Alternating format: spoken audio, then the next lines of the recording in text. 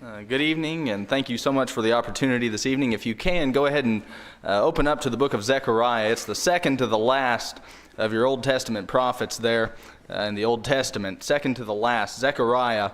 We were at Cherokee Sunday, and a fellow read the wrong scripture reading, and I quoted a passage from the prophets. I'll tell you kind of how it went. Tim Hawkins is evangelical comedian type. He kind of mixes his faith in with his humor, and he does this kind of show where he's got the guitar and he plays some songs, but then he also talks about his faith every once in a while. And he talked about one evening where after the show, a lady came up to him and she said, "Oh, I'd like you to sign my Bible." And she said, "Just sign your name there and then also put your favorite Bible passage underneath."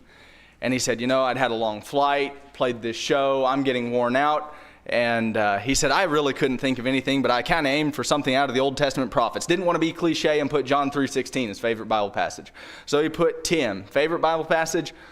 He thought, "I'm blanking, can't come up with one. I'll scribble something down and just aim and hope it turns out okay." He wrote down Isaiah 21:3. Went back to the hotel room that night, opened up from the Old Testament prophets, found in Isaiah 21:3, "There is pain in my loins." And sometimes these prophets, these prophetic texts are very unfamiliar to us. Let's not make that mistake. This evening we're in the book of Zechariah. I hope that you've gotten the worksheet. If not, you might want to get one of those. Does everybody have one? Show of hands if you did not get one. Okay, it looks like Tiffany needs one here. Jacob, anybody else did not get the worksheet? It'll help us. This is lengthy material here. We're in Zechariah. There are 14 chapters, and we've got 45 minutes, and I'm one of those guys. It's in my DNA. God made me this way. I can't help it. I move quickly. So you've got a worksheet, and your answers are going to look like this down here in the yellow. So you can kind of follow along that way. It'll help us. It's got 14 chapters. It's lengthy, and it doesn't help either that a lot of this is what's called apocalyptic literature, apocalyptic language or literature. So of this text this evening, the book of Zechariah will notice four major things. Number one, we'll talk about the setting. Number two, we'll talk about the substance, that is the grit within the text. Number three, we'll talk about the structure. Why is this book arranged into two parts? And then number four, we'll make some application and see if we can't discern the subtext, the undercurrent that's kind of running throughout the book, but is maybe a little more subtle than we had recognized. Point number one is this, the setting. If you've got the worksheet there, the years, the text bears this out in 1:1, 1:7, and 7:1. The years are 520 through 518 BC. 520 through 518 BC. Now that means we're about somewhere 16 to 19 years after the exile in Babylon has ended.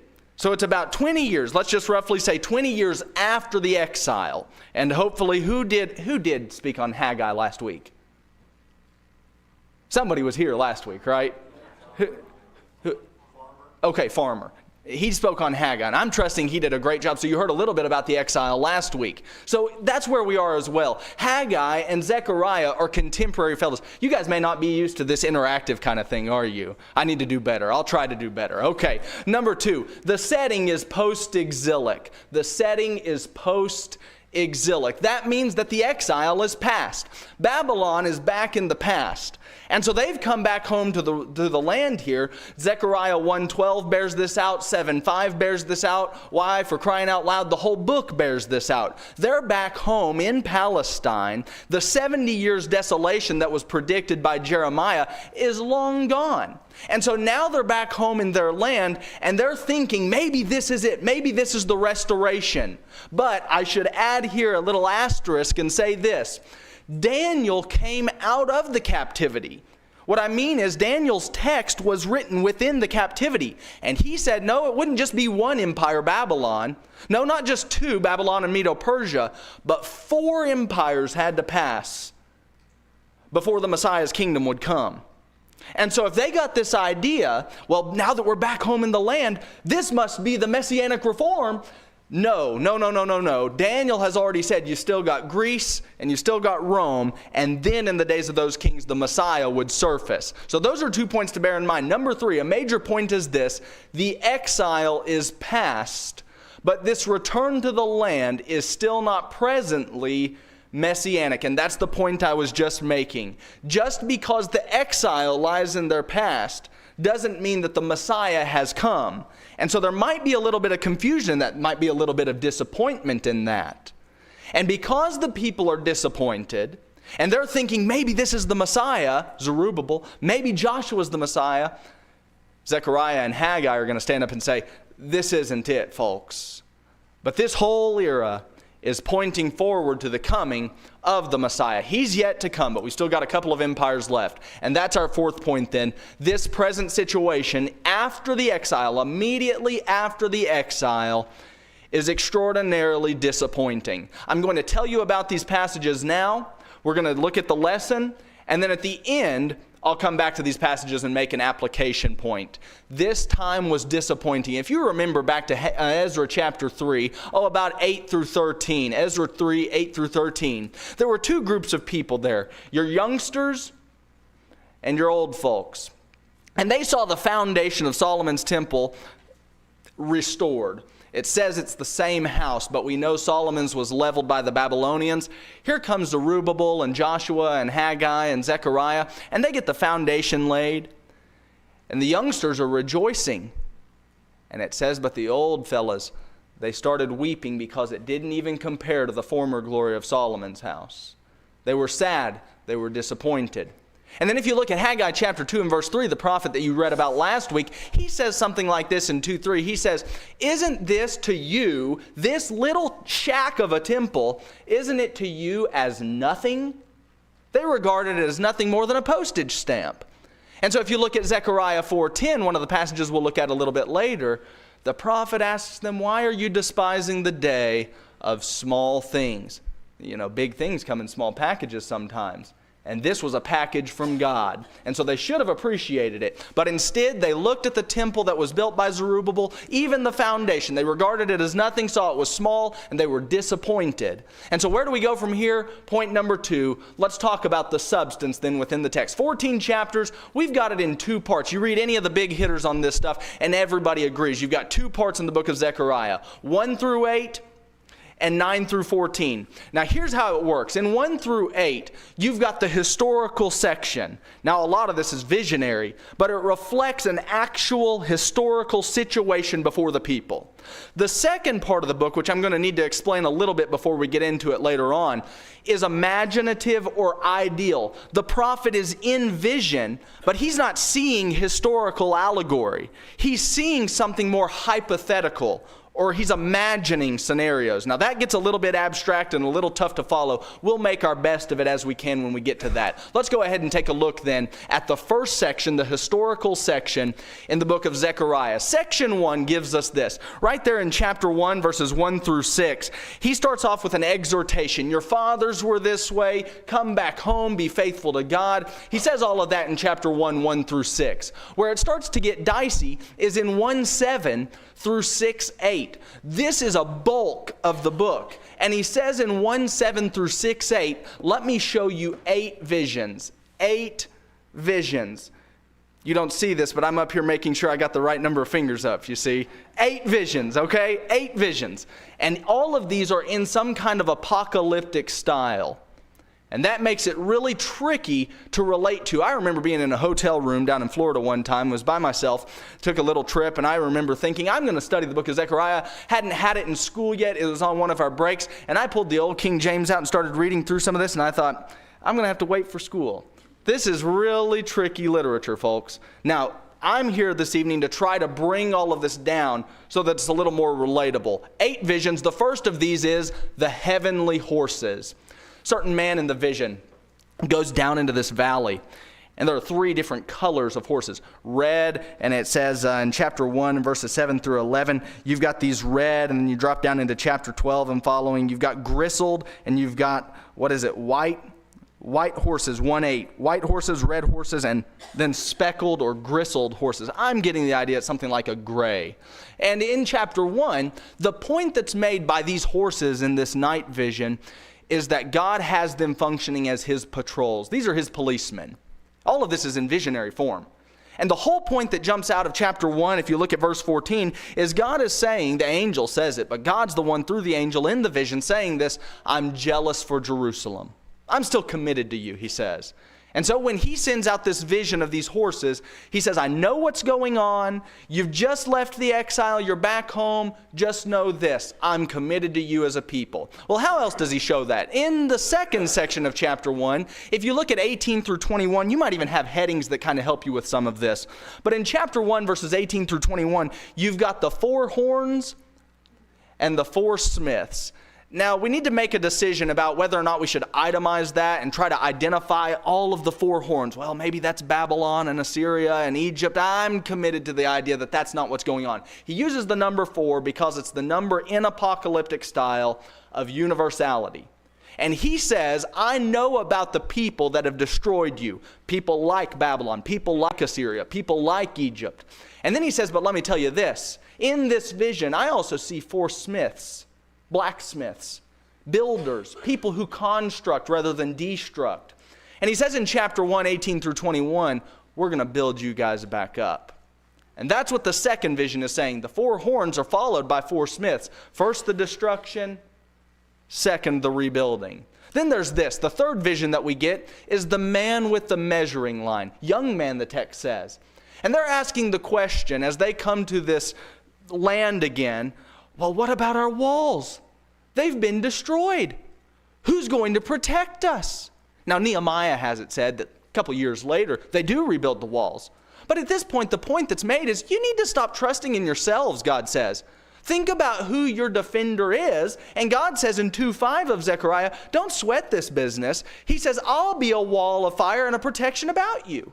And so God is endorsing them, and he says, after all, I'm with you in the affair. I'm the one who put you back in the land. The third vision that we're seeing in chapter 2, verses 1 through 13, is that the man is measuring the people, and God is committed to the people that are there. Our fourth vision is this. In chapter 3, you've got Joshua, and he comes forward in chapter 3, in vision, of course, and he's got on some filthy robes. I mean, he hasn't taken his suit to the cleaners in a good little while. And in Zechariah chapter 3, the Satan, says it in the Hebrew text, the accuser. Whether or not that's the New Testament person, the devil, I'm not real sure. I'm not real sure that I care either. In Zechariah chapter 3, the accuser stands up. And he says of God, how dare you covenant with a people who are still wearing, Joshua's a symbol for all of the people, filthy garments. And he's pointing out that they're spoiled with sin. And in Zechariah chapter 3, Michael the archangel stands up, and God's there with them in the thing. And they rebuke the devil and say, how dare you? You want to rebuke me? You want to rebuke Almighty God for being committed, faithful, covenantally loyal to his people? He says, no, get you a load of this, devil. And he says in chapter 3 of Zechariah, we'll give him new robes. And he pulls out this suit that's been to the cleaners. And this is God's way of saying to the people, I'm approving these people. They're working on it. They've soiled their garments back in Babylon, but they're home now. And we're going to see to it that we make this thing happen. And in chapter 3, if you drop down to about 8, this will become a little more important later. If you look at Zechariah 3:8, it talks about this man, the branch. But before it gets to that, in 3:8 it says, O Joshua the high priest, hear this, you and your fellows that sit before you, for they are men, and the King James here has wondered at. Good translation there is wondered at, or sign, or symbols. These men are types for something yet to come, greater to come. And so there's this diadem, it says in chapter 3, and then also later on in chapter 6. We'll pair it up later on, Lord willing. And he says this in chapter 3 and verse 8, behold, I will bring forth my servant, the branch. Now here's the thing. Joshua's not the branch. Isaiah 11, Luke 1:78, I think it is. You check the Greek on that. Luke 1:78 has this echo back into the Septuagint. Pair it up with that, and you do that work in your own time. Luke 1:78 makes an echo here. He's the day spring. He's the branch. Isaiah 11:1, there was this root that was going to spring out of Jesse, right? This shoot that would jump out of Jesse's line, David's line, Judah's line. Well, in Zechariah 3, Joshua is not of that line, is he? No. If you're a priest, you've got to be a Levite. And so in Zechariah 3, when they say, oh, here's the man, the branch. No, that's not what it says. I will bring forth my servant, the branch. Messiah's not here yet, is what that text is saying in 3:8. But the whole deal here with the small temple and poor, pitiful little Joshua and poor, pitiful little Zerubbabel, The whole thing, the whole deal stands as an imperfect model for the real deal that's about to jump out in Jesus the Messiah. And so that's what 3:8's aiming at when it says these are men, Joshua and Zerubbabel and the temple and everything that's going on here. The whole deal is a sign, a symbol, a type, if you will, for what's yet to come in the real deal, the Messiah, Jesus of Nazareth. And then there's this next vision, and that is this, our fifth vision, the lampstand and the olive trees. If chapter 3 approves Joshua the priest, chapter 4 affirms Zerubbabel, the Davidic descendant. Now, he's not a king. If you look at all of the post-exilic literature, you look at Zechariah, you look at Haggai, you look at Ezra, you look at Nehemiah, never calls him a king, and rightly so. But there's an interesting little bit. It says in 1 Chronicles chapter 3 that he was a legitimate descendant of David. He was a grandson of Coniah. 1 Chronicles 3:17, you check that one in your own time. And here's the point. While he may have been a political ruler, and he may have been of David's line, he was never the king.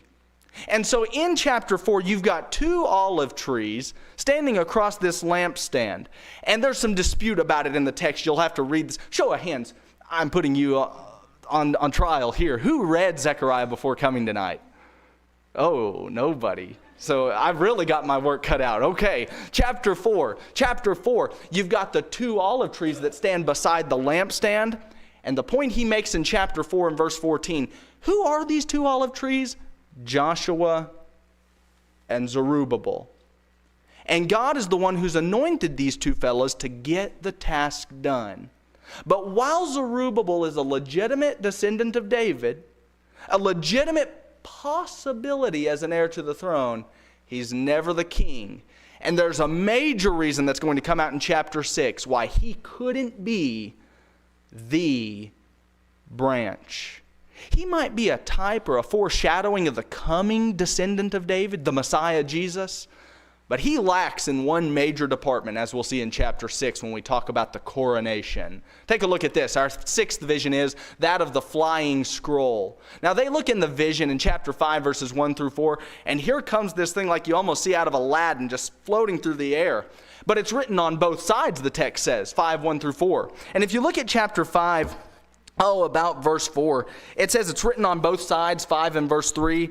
But in 5:4, God says this. He's saying that there is no need to keep sin in the camp any longer.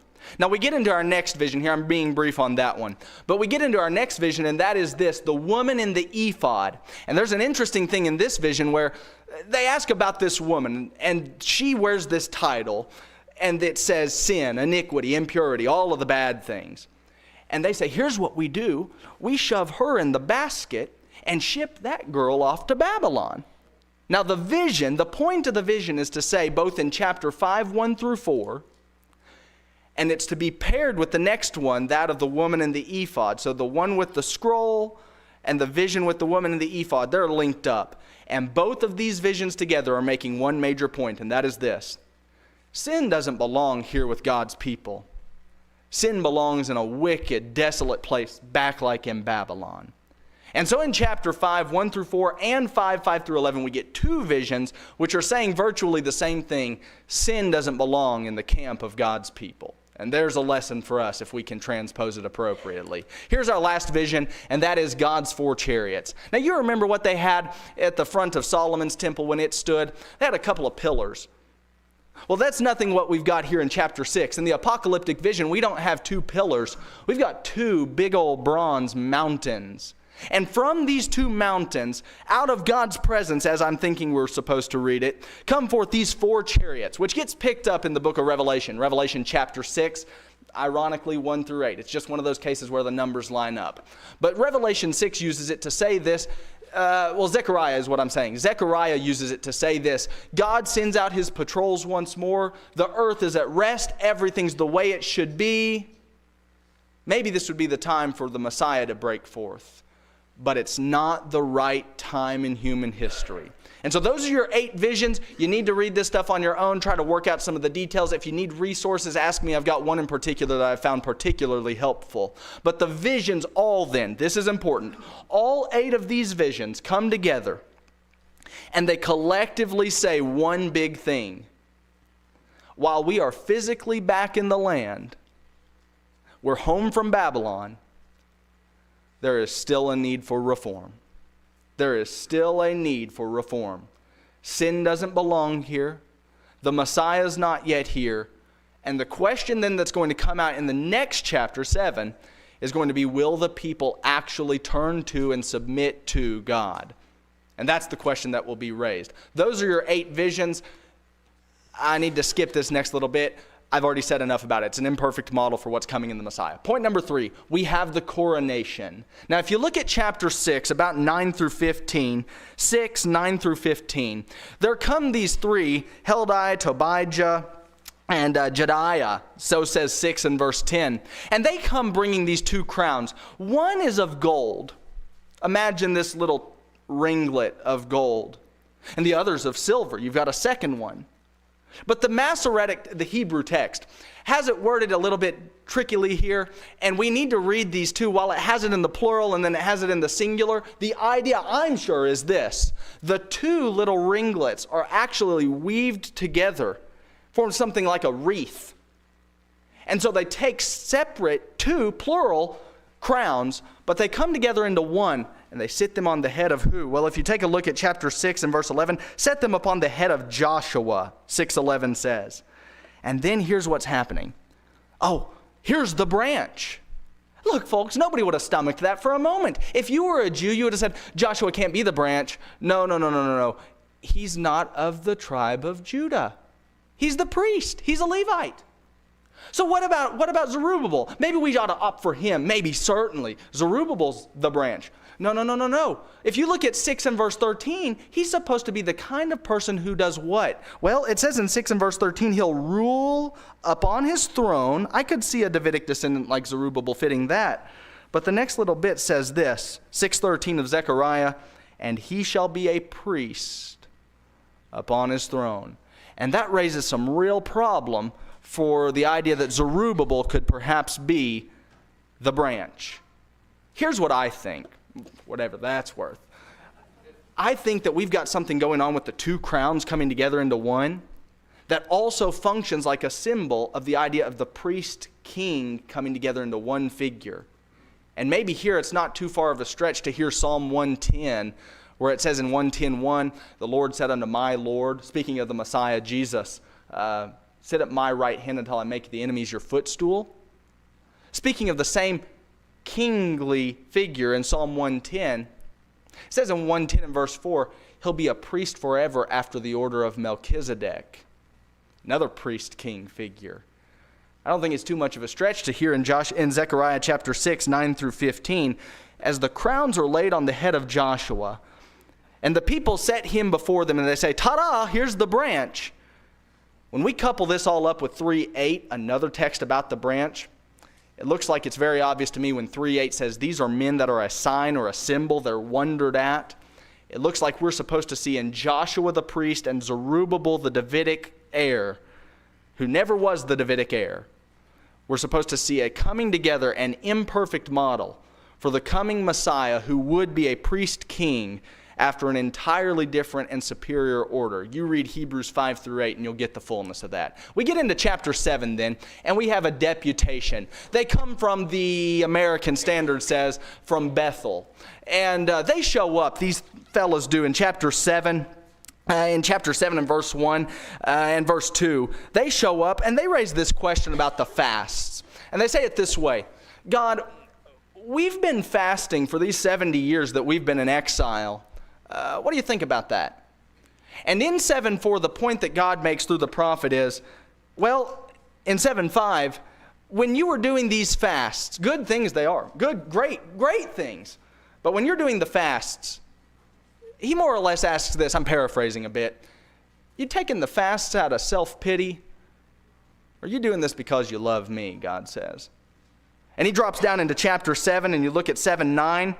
The Lord says, it's not about the fast per se. I'm glad that you fast. He's going to say that in chapter 8.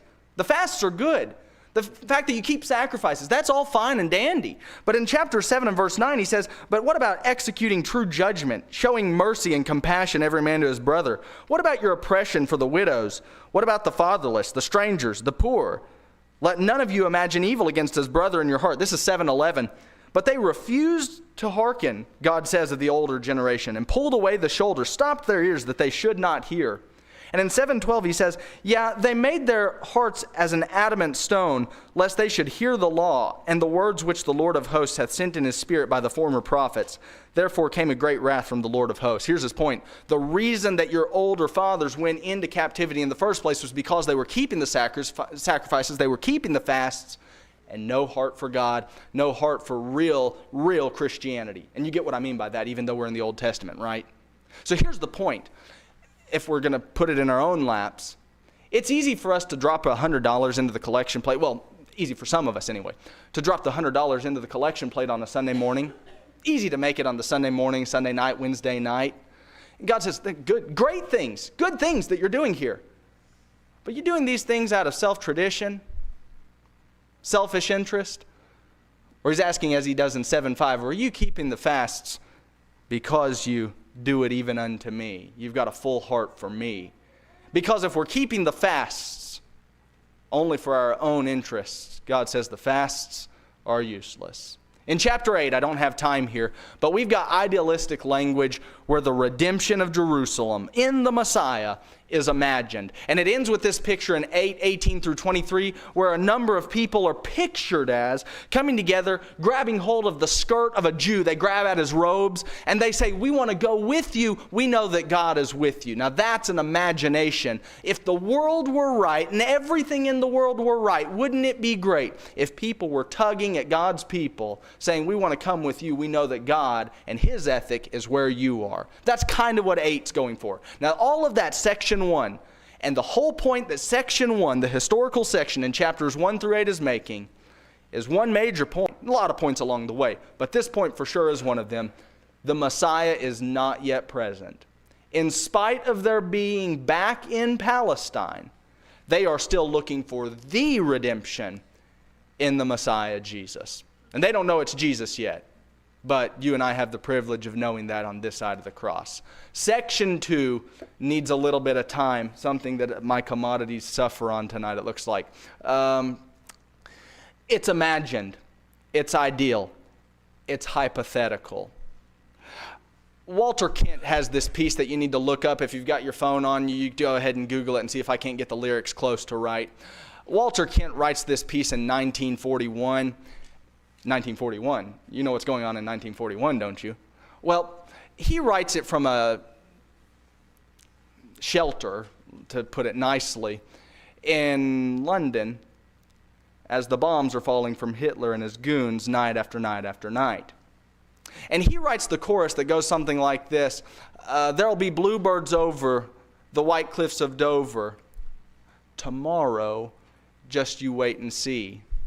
There'll be love and laughter and joy ever after tomorrow when the world is free. He said something about the shepherd will tend to his sheep again, and Jimmy will go to sleep in his own little room again. There'll be bluebirds over the white cliffs of Dover tomorrow, just you wait and see.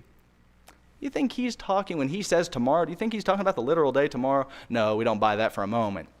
When he says that the shepherd will tend his sheep, do you think he's got something specific in mind with the shepherd, or do you think he's just kind of imagining some things? Then he talks about this little boy, Jimmy, sleeping in his own bed. He talks about tomorrow when the world is free. You think he's got Hitler's suicide in view? Nothing like that. He's not dreaming of a specific day, you see. Nothing on a calendar. He's not saying, well, let's put it down in 1944, Hitler's suicide or Nuremberg trials or anything like that. He is imagining the kind of day tomorrow when the world is free. And when we come to this section in Zechariah, we have something like that where the prophet just kicks open the hypothetical doors and says, let me just do some good dreaming for a minute. Let's dream about the tomorrow when under the Messiah, the world is free. I say all of that to say this. I'm committed to the idea that the prophet is not outlining the next steps of human history. I'm committed to the idea that he's dreaming of a kind of day when the Messiah would finally come and do the things that the Jews wanted him to do all the long while. Now, that raises some complexities. You want to press me on it? I'll send you a resource to read, and after you've read it, I'll buy the coffee and the donuts, and we'll meet up at a restaurant and talk about it, okay? I don't have time, but that's what I'd like to do. Okay, burden 1. We've got 2 burdens in this section. I understand you're looking at the worksheet. Not a lot of blanks here, right? That's because a lot of this is really lofty. Let me try to do my best at outlining this. In chapter 9, 1 through 8, we have this picture where he starts at the tip of the Mediterranean Sea up towards the north, and he starts working his way down, judging all of the Gentile people. Maybe he's talking about Alexander's campaign, but then again, maybe not. You look at 9:13, and you've got a reference there that talks about Greece. So maybe that strengthens the idea a little bit about it being Alexander's campaign, where Greece would come in and just march all over the other Gentile nations. Maybe that's right. But I'm committed to this idea that it's an idealized picture. In the future, when the Messiah comes and all of the things of the world are right, the enemies are going to be judged, is what 9, 1 through 8 is saying. And where does that lead us? Well, it leads into 9, 9 through 17, where the next image that we get in the apocalyptic imagery is this donkey. And who's on it? But nonetheless, it's the Messiah, the King of Israel. And it says in chapter 9 and verse 19, "You better rejoice, O Zion, for the daughter of, shout, O daughter of Jerusalem, your king's coming unto you. He's just, he's having salvation, and he's riding on a donkey." Not a war horse, not a steed, a donkey. But if you look at the syntax closely in 9, at least 9 through 13, you'll notice some of those pronouns, I, me, my, being switched out with this king, which leaves the impression that the king who comes in the vision is none the less but Israel's God. And in 9 through 17, what happens by this God who rides in on a donkey? Well, he starts setting free all of Israel's captives. And that's the kind of thing that the Messiah, imagined by the Jews, would do when he arrived. In chapter 10, I'm being extraordinarily brief here. Chapter 10, 1 through 11, 3 is a big old section talking about, well, God blesses the faithful. But the sad note comes out in 11:4, where there are these shepherds. And it says this back in chapter 10. If you look at 10:3, 10:3, God says that his anger was kindled against the shepherds of Israel. And what he does in chapter 11 in verses 4 through 8 at least is some good shepherding. And God says in the vision, all of this is extremely imaginative and hypothetical. God says, if I were the shepherd, I'd come in and grab up these other shepherds who have abused you, and I'd rip them right out of their places.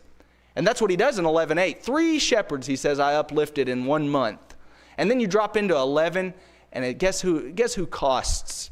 Guess who bears the cost of all this? In the vision, it's none other than Israel's God who bears the cost. And you know what they valued him at? 11, 12, and 13 in the vision gives us the price of an injured slave according to Exodus 21, 30 pieces of silver. You're starting to hear how Jesus could easily read himself back into this vision, don't you? 30 pieces of silver, the price of an injured slave, is how much they value God at. Well, he raises up a foolish shepherd, so says 11, 15 through 17, and he'll see to it that they get theirs again. This is the second burden. If you looked at 9:1, it's the burden of the word of the Lord. If you look at chapter 12 and verse 1, you've got the burden of the word of the Lord for or concerning Israel. And so in chapters 12 through 14, we get a second oracle, which is custom for the prophets, to say, let me tell you what's going to happen when God does this or that or the other. Usually it's a judgment, but here it's a judgment on the behalf of Israel, not against them. And so in chapter 12, what happens? The people who are undeserving, they've been wicked, they've stabbed their God in the back. Well, he says, I'll bless you anyway. That's what happens in 12, 1 through 9. You look at 12, 10, and it's this way. It's beautiful, but the righteous repent because of it. They say, we should have never stabbed our God in the back in the first place, in the vision, that is. And what happens is there's great mourning. And it's imagined in this vision that all of the people gather up, and imagine that there's a congregation like Corinth where they've got all of the strife, and imagine that the front pews are full and you can't find a seat up front, and all of the seats in the back are empty because all of the people come forward on a Sunday morning saying we need to get right with each other and get right with God. And that's what happens in Zechariah 12:10. All of the people are mourning, as the same day that it was when Josiah died in 2 Chronicles 35. I might be wrong on the reference there. And guess what they're saying? We need to get right with God. The people who are undeserving say it's time to get right with God. Then in chapter 13, there's cleansing and transformation and reversal. And there's this false prophet boy, imagined in 13, 2 through 6, who comes forward and he's injured. And his parents, knowing he's a false prophet, say to him in the imagined scenario, "Where did you get your wounds?" And he being ashamed, because everything now is under the Messiah and everything's right. This boy being ashamed of being a false prophet says in the imagined scenario, he says, "I got it from a wild night with my buds." He won't dare admit to him being a false prophet because now the Messiah is here and everything's set right. And so in chapter 13, what happens? Well, God comes in and he says, "Awake, O sword, against my shepherd." And the God who's borne it all for them is now smitten again. The innocent suffer too. And that leads us into 14, which is Zechariah's final image. He's got one last shot at the thing. And so he takes out his pen, starts in 14:1, and he says, "I got to stop this letter." And at 14:21, he's going to set his pen down and say, "That's what I've got for you." Now, here's what 14 says. There's a day coming. I'm not sure when it is. Zechariah says it's a day. It's the day when the Messiah comes. It's the day when God does everything right for his people. And he says in that kind of day, the day where Hitler dies, the day where the Nuremberg trials commence, the day where it's the tomorrow and Jimmy's sleeping in his room again and the shepherd's out in the field with his little flock again, that kind of day, he says in chapter 14, is the day, so says 14:9, where the Lord will be king over all of the earth. And he says everybody's going to fall into place appropriately. Zechariah's final image is one where God wins, and he fights and he wins for his people. Now here's what happens. The New Testament reads back into all of this to plug Jesus into some of these places. And so number one, if you look at Zechariah 9 through 11, he is the judging Messiah. He's the one who comes in on the donkey. And it's not hard to hear Matthew 21 at this point, where the donkey comes in and they sing Hosanna, praise be to him, Son of David, Son in the highest. And they say all of this in Matthew 21. Not hard to see how Jesus could read back into Zechariah and say, "You want to know about that king on the donkey? That's me." Not hard to see how Jesus says, "You remember that cheap and suffering servant who was valued at the price of an injured slave?" Exodus 21, I think it's about 32, Exodus 21:32. He says, "Well, for pity's sake, that's me." And then point number 3, he says, "You want to know about that smitten shepherd who bore it all?" We sing a song like that, don't we? He says, "Well, that's me." And Jesus has this way, so says Luke 24, I'm around 25 through 27. He was with the two on the road to Emmaus, and they had a discussion. They go and sit down and eat a meal together, but he hasn't unfolded his hands yet. I imagine him having them in his pockets. And these two fellows, one Cleopas and the other unnamed, they say, "We thought that he would be the one, Jesus of Nazareth, to redeem and restore Israel." And Jesus says, "Oh, fools, slow of heart to believe all that the prophets have spoken. Don't you know that the Messiah was supposed to suffer and to die? All of this according to all of the scriptures," Luke 24:27. What Jesus is able to do is he's able to take any text he wants out of the Old Testament and say, "Oh, Psalm 41:9, it speaks of me. Psalm 22, it speaks of me. Zechariah 9, 11, 13, it speaks of me." The whole Old Testament, the whole thing points itself forward to Christ. And we're not far from hearing Paul at this point, who said it was a schoolmaster to bring us to Christ, Galatians 3:24 and 25. What we have then, point number 3, is the structure. And that means that chapters 1 through 8 present the present, historical, real scenario. They're back in the land. They're back in Palestine. But reform is not complete. Reform's still around the corner. In chapters 9 through 14, we have the prophet imagining the kind of day when the Hitler of his own day is done. And God, in the Messiah, is back doing the things that a committed, loyal, and faithful God does for his committed and faithful and loyal people. And in Zechariah 9 through 14, we have some really tricky language that says God's going to do what God's going to do. He's going to be the God that you and I love and serve.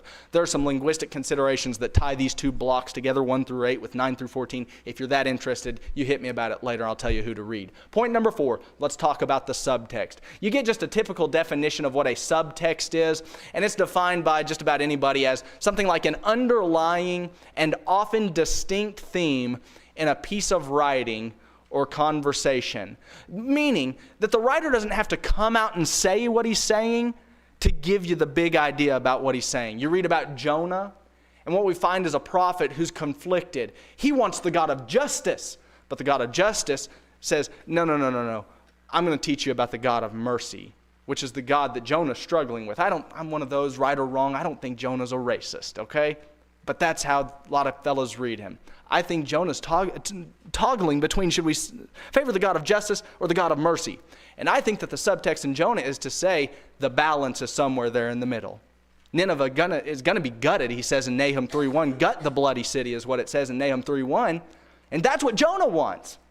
But Jonah needs to do some personal development. And so the God comes to Jonah and says, I know the Ninevites have been ravaging your people. But Jonah, you're not Nahum. You need to be told something about mercy. Boy, that's tough. Imagine being one of those fellows who sat there in the World War II era, watched the showers happen, watched the people die, just to hear God come to you like Jonah and say, Drew, don't forget to be merciful. Ooh, now that's a subtext. What's the subtext of the book of Zechariah? I'm thinking there are 3, at least that I'm discerning for tonight. Number 1, reform is not materialistic. We're in 2 Corinthians on Wednesday nights. Paul gives his list about what makes him apostolic. And I would have expected, if we had had some of our preachers today write about what makes them apostolic, they'd said, contributions up, attendance is up. And you know what Paul does? He says, let me tell you what makes me apostolic. Suffering, weakness, shipwreck, lashes, beaten with rods, thorn in the flesh. That makes me apostolic. It's because I'm willing to suffer like the Messiah. And that reminds me of a point that reform is not about the materials. They're standing there at the temple, sulking, because they see a pitiable foundation that doesn't even compare to Solomon. And they're weeping, disappointed. It's as nothing that says in Haggai 2:3. And God is reminding them, why are you despising the day of small things? So folks, if you're visiting tonight and you go back home to a 10-member, 15-member congregation this Sunday morning, don't despise the small things. The people of this day did just that, and you know what happened? God is here rebuking them for it. If you're working with those kinds of congregations, you keep up the fight and do what's right. Do what's right. You get the idea. Do what's right. Do what's right. And remember that it's not about materialism. Okay? Point number 2, reform is always messianic. You want to get your life right? Even back before the Messiah and Jesus came, you want to get your life right? You've got to have God helping you transform. It's in the Messiah. God gave us the perfect image of what it meant to be a human, genuinely human, in the person, Jesus of Nazareth. And every day that we look in that mirror, we ought to be trying to resemble his image a little more clearly. You don't like what you see in the mirror? Don't get a new mirror. Don't break the mirror. Don't curse the mirror. You fix yourself up. And that's what he's saying. When we look in the mirror of the Messiah, we ought to be transforming into that image. And if we look in our personal mirror and we don't see the Messiah, well, we've got growth to do. Anytime we're going to make the strides necessary, it's going to be with God, and it better be because of the Messiah Jesus, who is the person that we need to be measuring ourselves by. If I measure myself by you, I might outdo you. You measure yourself by me, you'll certainly outdo me. You measure yourself by the Son, Jesus of Nazareth. We've got growth to do. We've got growth to do. Point 3, reform is always God's initiative. They thought maybe that this whole reform would take place because they had the power now. Maybe because Cyrus, we can dethrone Cyrus, they thought. Maybe Zerubbabel, we can give him a crown and he can become the branch. If we just try hard enough, we can make Zerubbabel the branch. Like what one preacher said, there are some people who are so committed to a dead horse that they'll do anything than abandon the horse. They'll even go so far to take a second dead horse and strap it to it with a yoke and try to get the 2 dead horses moving. Folks, it's not by our power. It's not by our might. If we want reform to happen, God's going to be the one to do it. And in Zechariah 4:6, he says, not by might, not by power, but by my Spirit this has taken place. It was God's deal. And when they despised the day of small things, they didn't realize it. They're despising God himself. So here's what we've learned this evening. Well, Israel's sitting there after the exile, and it's not what they wanted it to be. They thought Messiah should have arrived now. And in Zechariah, what we see is a community of people who are all doom and gloom. And if I hear enough, and I do hear enough, from some of my brethren, if we watch Fox News or Newsmax, CNN, I get sick of watching CNN. If you like CNN, you tell me later, but I don't like CNN. You watch these programs, let me say this. We get to be doom and gloom. It's all doom and gloom. It's all downhill from here. And people say this, I heard one of you say this last week, and I agree with you. The world's never been this bad. And one of you said to me, rightly so, I think I could get more than 8 on that old ark, don't you? Well, check this, folks. Israel's camped out, and it's all doom and gloom. The world's never been this bad. But God's reminding them, reform isn't about you. It's not about the materials. It's not about the contribution. It's not about the attendance. Reform is about doing what is right for God and right with God. And maybe if we get out of this doom and gloom stuff, the world is bad. I'm not saying anything like that, but it's been that way for 6,000 years. Maybe we'll be able to sing in 2009 with Randy Travis that love is alive and well. He said, I saw a young white boy open up the door for an old black lady who was walking in the store. And it hit me. Yeah, it hit me. Things ain't all that bad. I saw a homeless man pull $1 from his shoe, slip it in the plate as it was passing down the pew. And I couldn't help but wonder, was it the last he had? Oh, I believe that love's alive and well. Though the way things are these days, some say it's hard to tell. And I've seen one little candle keep away the darkness all by itself. And that's the reason why I know love's alive and well. Folks, there is no reason for us as Christians to be all doom and gloom. There is a lot of good in this world. Turn to one passage with me, if you will, and we'll close on this. This is Romans 1 and verse 16. Every once in a while, somebody gets the old idea, poor fellow, that we just don't have it in us anymore to change the world. And I get the sentiment. I get that things are bleak. I get that things are bad. I'm not denying any of that. Hear me correctly. I'm not denying any of that. But I'm also aware that God gave us one message to transform the world, to change humanity. And he said it this way in Romans 1:16 and 17, if I can get it right. I'm not ashamed of the gospel, for it is the power of God for everyone who believeth, to the Jew first and also to the Greek. For therein is the righteousness of God revealed from faith to faith. As it is written, the righteous man will live by faith. Now here's the point he's making. If we want to transform and change the world, well, who's given us the right toolbox to do it? It's Almighty God. He's proud of the toolbox he gave us. And he's proud of people that are faithful like you and me. Hebrews 11:16 says more or less. But God gave us a tool to transform and change the world. He gave us the gospel of Jesus of Nazareth. And it's in that gospel that he says it is the power of God for salvation to anyone who believes. If we are looking for salvation in Washington, we will not find it. If we are looking for salvation in the stock market, we will not find it. If you're looking for salvation from your boss at your old job, you will not find it.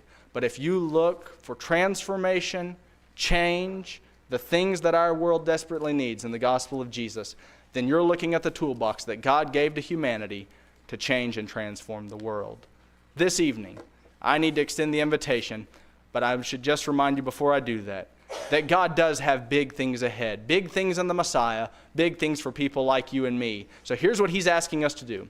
Number 1, not trust in materialism. Number 2, reform our lives with the Messiah Jesus. Be more like him.